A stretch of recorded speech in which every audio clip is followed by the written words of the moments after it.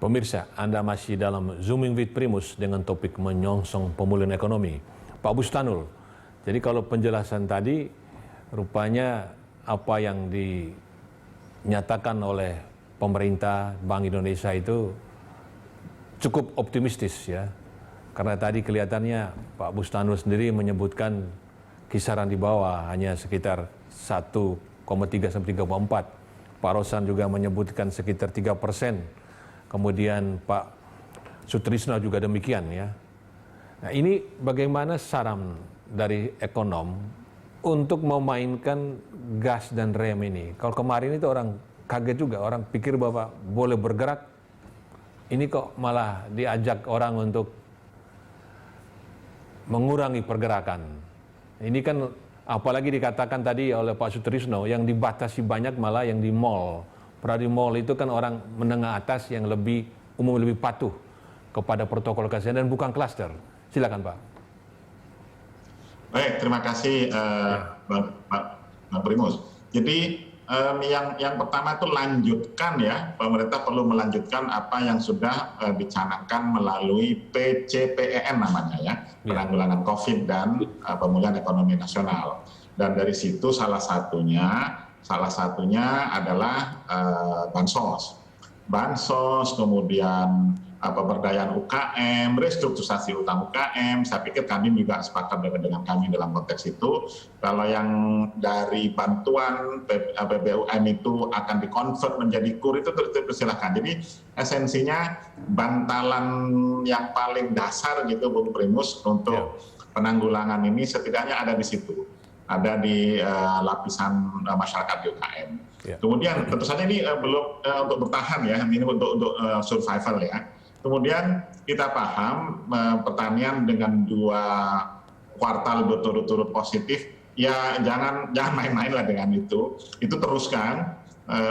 Kerja-kerja yang meningkatkan produktivitas, penggunaan teknologi, kemudian penggunaan bantuan digital, penjualan direct delivery, yang seperti itu terus dikawal. Nah, yang memang saran kepada teman-teman di pemerintahan itu, yang belum itu bagaimana nanti order atau direct perintah ya, line komando gitu ya, dari pusat ke daerah itu mampu dilaksanakan dengan baik. Ya, kita ingat Bung Rosan dan Primus saya pikir paham ya, kemarin beredar dari video viral di media, ada seorang bupati marah-marah mengenai pemanfaatan bantuan. Yang seperti ini sebetulnya komunikasi itu perlu dilakukan pemerintah. Karena kan kita berpacu Bung Primus ya. Jadi kerja-kerja real yang betul-betul peningkatan produksi atau kalau mau namanya sebut pemulihan aktivitas ekonomi kira-kira seperti itu ya. Itu yang disampaikan ditambah dengan positif atau namanya ekspektasi yang kita temakan dari pertemuan ini. Jadi ekspektasi positif itu terus digulirkan. Nah, kalau seperti itu baru nanti yang besar-besar, nanti ada investasi baterai atau apa itu mungkin pelan-pelan bisa menjadi mesin yang sebenarnya. Jadi saran saya itu yang berhubungan dengan bansos kemudian UKM, restrukturisasi utang, kemudian sebagai survival ditambah dengan upaya meningkatkan atau memulihkan confidence dari para pelaku ekonomi. Nah, nanti key-nya adalah bagaimana kita mengelola di PPM yang baru ini. Jadi jangan sampai ada overacting lah saya pikir gitu Bang Primus. Itu dari sisi demand ya, daya beli masyarakat saran itu. Tapi bagaimana menangani COVID dengan pembatasan ini? Apakah sudah cukup sesuai enggak mau mendorong pemulihan ekonomi tapi kok pembatasan itu mengurangi pergerakan?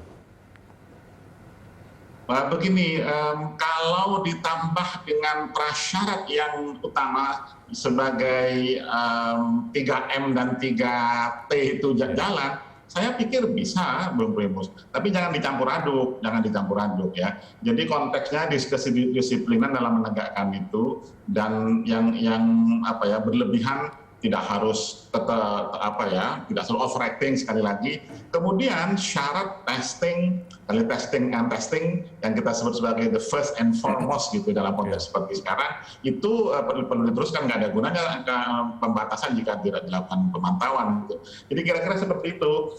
Ya saya bukan ahli kesehatan, saya kesehatan masyarakat, tapi kira-kira kita paham bahwa karena sumbernya dari pandemi, dari COVID, justru penanggulangan COVID-nya itu yang prima causa yang harus diselesaikan, kira-kira gitu. Iya, Pak Rosan, ini Pak Bustanul memang menekankan juga penyelesaian COVID ini, tetapi pembatasan pergerakan ini memang harus diatur secara bijak. Ini bagaimana saran dari Kadin supaya pembatasan ini, kan ledakan-ledakan udah pastilah, negara lain makan lebih dari 9.000 per hari, lebih dari 10.000 per hari, kita kan 8.800 kemarin. Mengapa harus dibikin pembatasan yang sedemikian rupa? Mengapa tidak kampanyenya itu adalah protokol kesehatan saja, bukan pembatasan? Orang sudah biasakan pakai masker, cuci tangan, menjaga jarak, menghindari kerumunan. Tetapi dia tetap boleh beraktivitas. Bagaimana Pak Rosan? Ya, kalau kita lihat memang kebijakan yang dikeluarkan pemerintah kemarin ini kan lebih sebetulnya karena terbatasnya rumah sakit, terbatasnya bed, sarana prasarana kesehatan yang ada. Kalau lonjakan ini terjadi terus-menerus secara signifikan dengan ritme seperti ini, sudah bisa dipastikan pasti kita akan kekurangan dari segi ICU, dari segi bed, dan juga dari segi tenaga-tenaga medis. Nah itu persoalan utamanya gitu ya. Karena kalau itu terjadi, masyarakat tidak tertampung dan ini akan menjadi viral kemana-mana, dan ini malah akan membuat the whole semuanya menjadi bermasalah gitu ya. Nah setelah itu, walaupun sekarang saya tahu pemerintah sekarang sudah coba meningkatkan kapasitas itu. Nah tapi peningkatan kapasitas itu tentunya kalau peningkatan dari yang sakit ini lebih banyak, ya akhirnya akan menjadi tetap kurang. Kalau kita dengar sekarang, sudah kita mulai dengar di banyak sosial media, sudah mulai viral gitu. Masuk ICU nggak ada kepastian juga kapan dia tempat tidurnya, bednya udah mulai tidak ada, dan ini kan bisa menimbulkan kepanikan. Kalau sudah menimbulkan kepanikan, ini justru akan mengkreat masalah yang lebih besar gitu. Nah itu pokok pikirannya. Ya tentunya pembatasan ini ya akan berdampak kepada kita semua, tetapi yang perlu kita ketahui, seperti yang kita ketahui bersama, selama faktor kesehatan ini belum bisa tertanggulangi dengan baik, ya semua dana yang dikeluarkan sifatnya hanyalah bantalan-bantalan saja. Ya, bantuan sosial itu bantalan, insentif usaha itu bantalan, untuk insentif untuk yang lain juga adalah bantalan. Jadi bantalan ini sampai berapa lama kita bisa memberikan bantalan-bantalan apabila justru faktor kesehatan ini yang menjadi utamanya itu tidak bisa tertangani dengan baik. Nah, jadi memang apalagi kalau kita lihat budget yang tahun ini kan hanya 372, hampir setengahnya, karena memang anggarannya pemerintah 372 ini hanya untuk 6 bulan gitu. Hanya untuk 6 bulan. Nah, kalau kita lihat lagi apakah ini cukup selama 6 bulan? Kalau melihat situasi seperti ini, kemungkinan ini harus diantisipasi, diperlebar lagi lebih dari 6 bulan. Yang menurut saya ini akan lebih dari 6 bulan, kembali lagi karena ya salah satunya vaksinasi ini akan memakan waktu 1 tahun sampai 1,5 tahun. Nah, hal-hal ini yang memang perlu diperhatikan, bagaimana istilahnya gas remnya ini menjadi lebih challenging ya ke depannya gitu. Tapi ya saya setuju sekali, ya selama faktor kesehatan ini belum bisa tertanggulangi, semua dana yang kita keluarkan itu hanyalah bersifat bantalan. Hanya bersifat bantalan, bukan penyelesaian. Bagaimana Pak Rosan melihat sentimen dari kelas menengah? Kalau untuk menengah bawah, solusinya memberikan bansos ya, bantuan-bantuan dana cash kepada mereka, dan juga membuka lapangan pekerjaan dengan pembangun infrastruktur padat karya. Tapi menengah atas, menurut pemantauan kami, sentimen mereka sangat tergantung pada penanganan COVID itu. Jadi mereka belum spending, belum belajar. Itu sebabnya sektor manufaktur belum bergerak cukup, karena produk-produknya nggak ada yang beli. Jadi produk sekunder itu belum ada yang belanja karena kelas menengah belum turun. Ini bagaimana Anda melihatnya, Pak Rosan? Ya, memang klaster menengah ke atas ini kita belum spending. Karena kenapa? Karena faktor ketidakpastian yang masih tinggi. Sedangkan kalau kita lihat faktor menengah dan faktor kelas atas itu berkontribusi kurang lebih 84% dari total spending kita. 84%. Ya otomatis karena spending nggak jalan, sedangkan pertumbuhan kita 56-57% tergantung dari domestic consumption, ya akan terdampak terhadap pertumbuhan kita. Itu yang pertama. Yang kedua, faktor ketidakpastian ini masih tinggi. Kita belum tahu secara pasti kapan ini akan berakhir. Sehingga mereka menahan diri untuk melakukan spending. Dan akibatnya apa? Mereka udahlah save dulu lah. Mereka tidak melakukan ekspansi usaha karena memang demand-nya juga tidak ada. Kedua, mereka menaruh dananya terutama di perbankan. Kita lihat di perbankan mereka mengalami over likuiditas yang sangat luar biasa, terutama di bank-bank yang besar. Over likuiditas yang sangat luar biasa. Di satu sisi mereka tidak bisa memberikan lending karena faktor ketidakpastian yang masih tinggi ini juga. Nah, oleh sebab itu yang menengah dan atas ini mereka tidak spending karena faktor ketidakpastian yang masih tinggi, dan buat mereka ya mereka bertahan dulu sambil melihat ke depannya. Apabila ini sudah makin membaik, mereka baru mempunyai rasa confidence, demand sudah mulai ada, ekspektasi sudah mulai bisa terukur, baru mereka akan melakukan spending. Jadi kembali lagi ini akan kami melihatnya selama berapa waktu ke depan akan mungkin masih seperti ini, Pak Primus. Iya, Pak Sutrisno, semua pengamat dan juga pelaku bisnis menyebutkan penyelesaian COVID ini, penanganan kesehatan ini adalah prasyarat. Jadi semua prediksi itu dengan prasyarat ini. Kalau kesehatan tidak tertangani, COVID terus meledak, maka semua prediksi nggak ada gunanya. Nah, ini saran persisnya dari Apindo agar manusia tetap bisa bergerak ya, supaya ada kegiatan ekonomi, tapi kesehatan tetap terjaga, penularan bisa dibatasi. Karena vaksinasi membutuhkan 1,5 tahun, walaupun Presiden minta di bawah 1 tahun. Ya, saya kira itu dari awal ya semua orang mengatakan kesehatan itu mutlak. Ya, bukan pendapat sekarang, itu pendapat dari awal juga ya, seperti itu. Tetapi faktanya kan angka penularan tidak pernah turun. Gitu.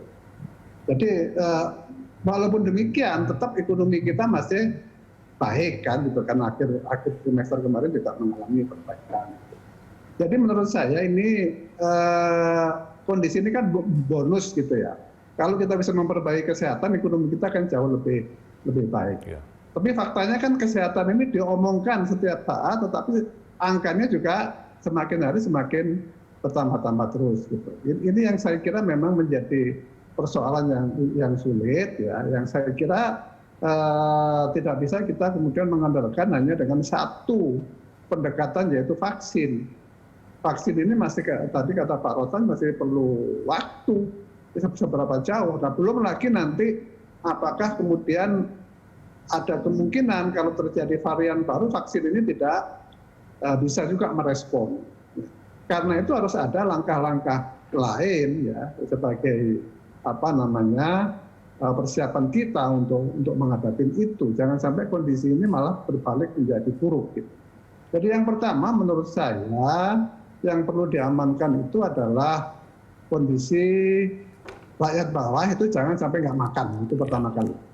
Ya, supaya nggak makan apa? Tadi itu pertanian ini harus betul-betul suplai pangannya harus tersedia.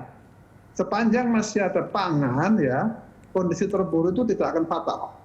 Tapi kalau orang sudah nggak bisa makan, nah saya kira ini menjadi persoalan yang berat. Oleh karena itu produksi itu harus tetap dipertahankan. Yang kedua, stoknya di tangan pemerintah maupun di tangan masyarakat harus cukup. Yang kemudian logistiknya, ya karena pusat produksi itu tidak sama satu daerah dengan daerah lain, ya distribusinya itu logistiknya harus cepat. Kalau enggak nanti di satu daerah terjadi kenaikan harga yang melonjak dan di sana bisa menimbulkan persoalan sosial. Yang ketiga itu diversifikasi, jangan tergantung pada beras terus ya, dan hemat. Karena Indonesia itu negara yang paling boros dari soal pangan. Ini adalah bantalan utama yang harus kita siapkan dalam kondisi terburuk. Ya. Baik, nah, yang kedua itu adalah mendorong spending. Spending ini tadi betul sekali dikatakan Pak Rosan bahwa kelas menengah itu uangnya masih di bank, sekarang itu ada 1.000 triliun uang likuiditas di perbankan itu yang nggak diapa-apain gitu. Sebagian lagi masuk ke pasar modal, ya kan? Makanya indeks kita kan naik terus. Gitu. Jadi kalau indeksnya bagus, belum tentu di sektor realnya itu bagus, karena memang orang naruh uang di sana gitu. Itu tidak dengan sendirinya mencerminkan tingkat pergerakan dari sektor real. Nah ini saya kira beberapa faktor terburuk yang perlu kita siapkan, dan yang lebih penting lagi itu jangan pukul rata gitu ya. Kalau sektor-sektor yang kira-kira masih bisa bergerak, tolonglah jangan terlalu dikekang gitu. Seperti hotel, restoran ya, tolonglah dibuka, jangan dipatok jam 7 misalnya. Kalau ini dibuka sedikit supaya ada geliat ya. Manufacturing yang jarak kerjanya jauh-jauh ya jangan disamakan dengan yang kerumunannya terjadi. Sehingga tetap ada sektor-sektor yang dari sisi supply-nya itu bergerak juga. Gitu. Ya. Baik Pak, pemirsa, kita nanti masuk sesi terakhir meminta saran dari para narasumber bagaimana memulihkan perekonomian walaupun COVID-19 belum bisa kita atasi. Kami segera kembali setelah jeda berikut.